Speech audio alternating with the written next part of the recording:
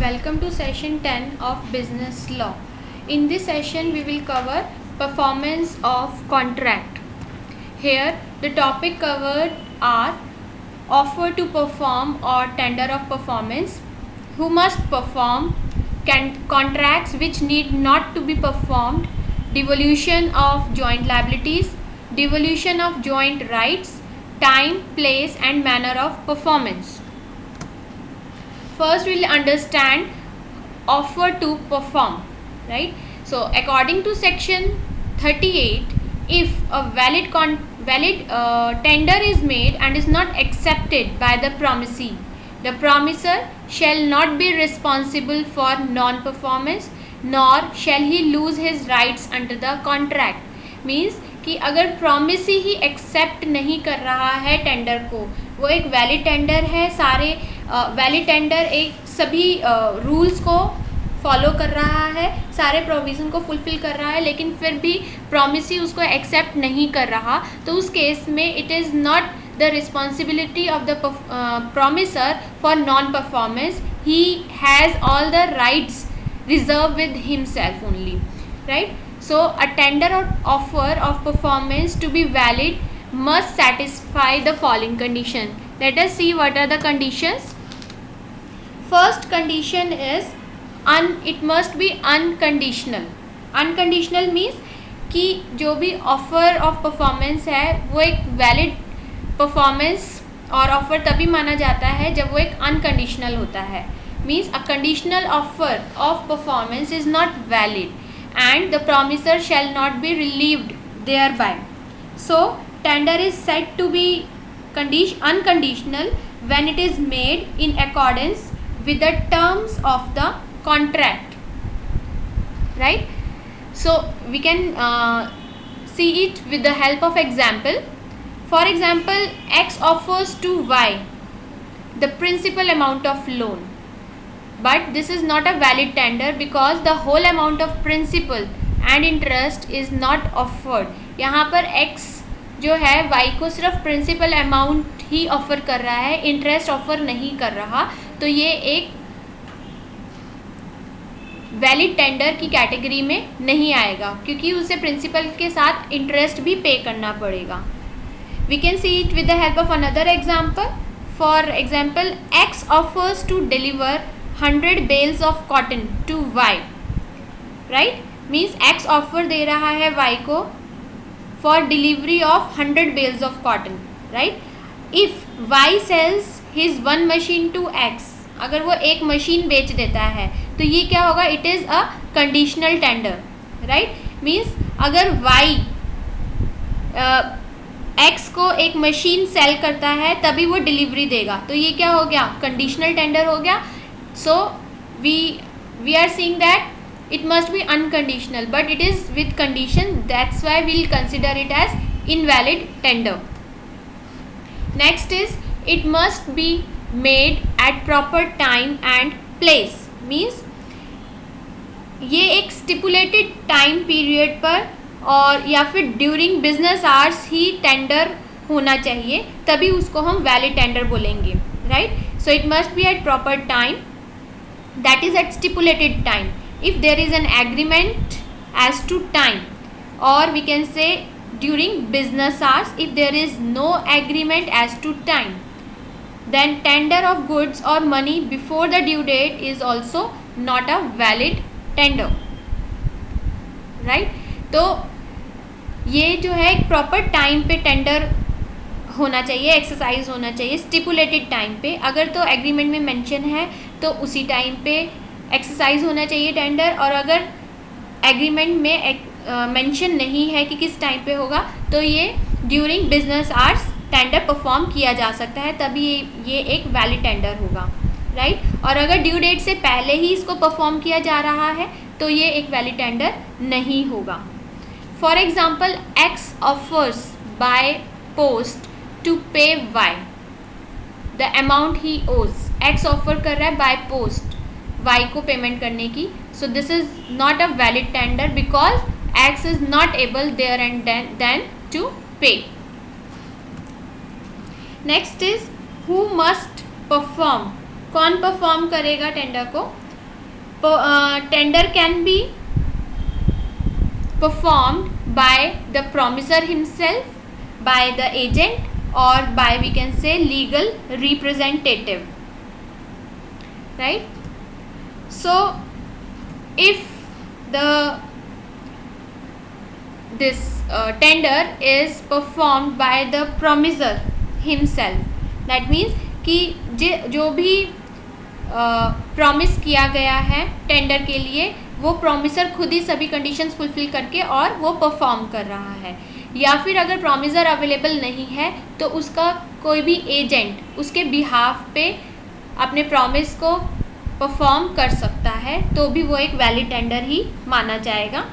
And legal representative, right, for example अगर promisee की death हो गई है तो उसका लीगल रिप्रेजेंटेटिव ही can demand the performance, right. In case of death of promisee, his legal representative can demand performance, so that will also be a valid tender. Next we will do contracts which need not be performed, which need not be performed. That means if parties mutually agree to substitute the original contract by a new one or to rescind or alter it, right. अगर parties ही mutually agree है to substitute the original contract by new, तो या फिर उसके conditions को changes करना चाहती है या उसको कैंसिल करना चाहती है, तो उस केस में कॉन्ट्रैक्ट परफॉर्म नहीं किया जाएगा. जो ओरिजिनल कॉन्ट्रैक्ट बना था वो परफॉर्म नहीं किया जाएगा. This is as per section 62. Second point is if promisee dispense with और remits wholly or in part of performance of the promise made to him, or extends the time for such performance, or accepts any satisfaction for it. That means अगर promisee जो है tender का, वो ही अपना performance Holi या फिर partially complete नहीं करता है, या फिर जो ड्यू डेट है उसको एक्सटेंड कर देता है, तो उस केस में भी ये परफॉर्म नहीं माना जाएगा. Third is if the person at whose option the contract is voidable rescinds it. कोई भी ऐसी, दोनों में से कोई भी ऐसी पार्टी जो कि कैंसिल करना चाहती है कॉन्ट्रैक्ट को, तो ये वॉइडेबल कॉन्ट्रैक्ट होगा और ये कैंसिल किया जा सकता है. Fourth is if the promisee neglects और refuses to afford the promisor reasonable facilities for the performance of his promise. Means अगर प्रॉमिसी ही नेग्लेक्ट कर रहा है, वो ही रिफ्यूज़ कर रहा है प्रॉमिसर के द्वारा दी गई फैसिलिटीज़ को, तो भी ये प्रॉमिस परफॉर्म नहीं किया जाएगा, ये टेंडर इनवैलिड हो जाएगा. Now we will understand what is devolution of joint liabilities. Here devolution means passing over from one person to another, right? That is devolution. So in case of devolution of joint liabilities, when two or more person make a joint promise, दो या दो से ज़्यादा लोगों ने इकट्ठा promise बनाया है, and promisee may, in the absence of an express agreement to the contrary, compel any of joint promisers to perform whole of the promise. तो इसमें क्या है कि promisee क्या कर रहा है, in the absence of an express agreement to the contrary, he is compelling one or more of the joint promisers to perform the promise, right. इसको हम एग्जाम्पल से समझ सकते हैं. लाइक ए, बी और सी तीनों ही जॉइंटली प्रॉमिस करते हैं डी को पे करने के लिए. डी को 3000 रुपीज़ पे करने के लिए प्रॉमिस करते हैं, राइट. तो डी जो है किसी को भी कंपेल कर सकता है 3000 की पेमेंट लेने के लिए. इधर ए और बी और सी तीनों में से वो किसी को भी कंपेल कर सकता है फुल पेमेंट लेने के लिए, क्योंकि ये केस जॉइंट लायबिलिटीज़ का है. तीनों ने ही जॉइंटली ही प्रॉमिस दिया है डी को पेमेंट करने के लिए.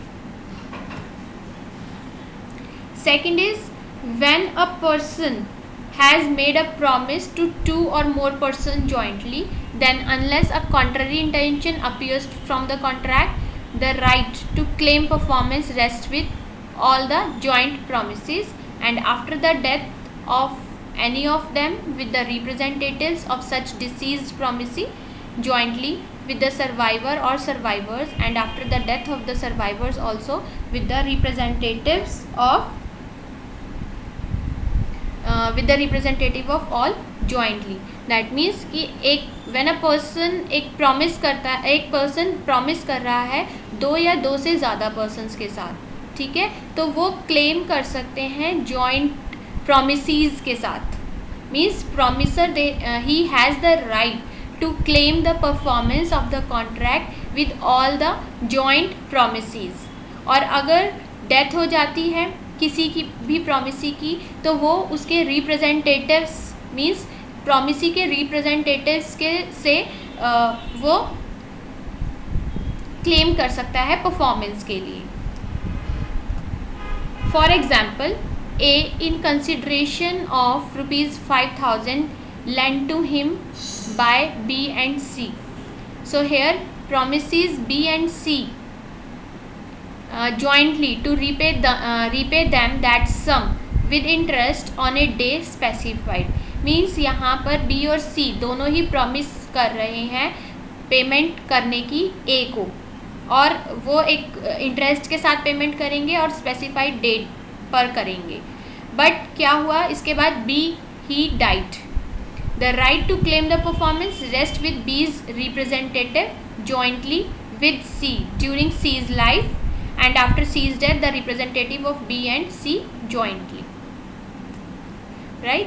तो यहाँ पर क्या है कि right to claim the performance, यहाँ पे क्लेम ऑफ परफॉर्मेंस कौन करेगा B की डेथ के बाद? B का रिप्रेजेंटेटिव विद C. और अगर C की भी डेथ हो जाती है तो C और B दोनों के रिप्रेजेंटेटिव्स ही they have the right to claim the performance. Now we will do time, place and manner of performance. These are contained in section 46 to 50 and section 55. First case is these are the rules laid down regarding the time, place and manner of performance. Right? Means जो performance contract की performance होगी वो किस time पे हो, किस place पे हो और किस मैनर पे होगी, इसके लिए कुछ रूल्स दिए गए हैं. Let us discuss with those rules. First rule is where the time for performance has been specified and the promisor must perform on the day fixed during the usual business hours and at the place at which promise ought to be perform. Means कि यहाँ पर time for performance specified है agreement में. Right? तो agreement में दिया हुआ है कि किस टाइम पे परफॉर्मेंस किया जाएगा. तो यहाँ पर प्रॉमिसी की क्या ड्यूटी बनती है? Promiser must perform on that date which is specified in the agreement. तो वो आगे पीछे डेट नहीं कर सकता क्योंकि वो डे फिक्स किया हुआ है एग्रीमेंट में. तो प्रॉमिसर ही must perform on that fix date as well as he must perform the contract within the usual business hours and at the place at which promise ought to be performed. जहाँ पर होना चाहिए, जिस place पे होना चाहिए वहीं पर ही वो परफॉर्म होगा. Second rule is where the time of performance is not specified. Means कि अगर एग्रीमेंट में ये स्पेसिफाई नहीं है कि किस टाइम पे कॉन्ट्रैक्ट की परफॉर्मेंस होगी, टेंडर की परफॉर्मेंस होगी, तो उस केस में क्या होगा? The promiser agreed to perform without a demand from the promisee. The performance must be made within the reasonable time. तो अगर स्पेसिफाइड नहीं है कि किस टाइम पे परफॉर्म होगा कॉन्ट्रैक्ट, इस केस में रीजनेबल टाइम होगा कि ड्यूरिंग बिजनेस आवर्स में ही ये परफॉर्मेंस होगी. Third rule is where a promise is to be performed on a certain day. Means ये स्पेसिफाई है कि एक पर्टिकुलर डे पर ही प्रॉमिस की परफॉर्मेंस होगी. Right? So where a promise is to be performed on a certain day and the promiser has not undertaken to perform it without application by the promisee. Here the promisee must apply for performance at a proper place with in the usual business hours. तो यहाँ पर क्या है, promisee जो है he must apply for the performance. किस place पे वो अप्लाई करेगा, प्रॉपर प्लेस होना चाहिए और during the usual business hours होने चाहिए। Fourth rule for this is when a promise is to be performed without application by the promisee and no place is fixed for its performance, means यहाँ पर क्या है कि promise जो perform होना है it is without application by the promisee, और इसके लिए कोई परफॉर्मेंस के लिए कोई प्लेस भी फिक्स नहीं है। Here the promisor must apply to the promisee to appoint a reasonable place. यहाँ पे प्रॉमिसर जो होगा वो प्रॉमिसी से बात करेगा और एक रीजनेबल प्लेस के लिए अपॉइंटमेंट लेगा, सो दैट कि प्रॉमिस की परफॉर्मेंस हो सके उस प्लेस पर जहाँ पर प्रॉमिसर और प्रॉमिसी के बीच में बात हुई है। Next is the performance of any promise may be made in any manner और at any time which the promisee prescribes or sanctions। that means कि इस टाइप के प्रॉमिस की performance means performance of any promise must be made उसी manner में होगी जिस manner में प्रॉमिसी ने प्रिस्क्राइब किया है और सैंक्शन किया है डे एंड टाइम, उसी मैनर में वो परफॉर्मेंस की जाएगी। So this is the end of the session. At the end you have to give 2 answers. Who can perform in the contract? Second is what are time, place and manner of performance. So thank you very much.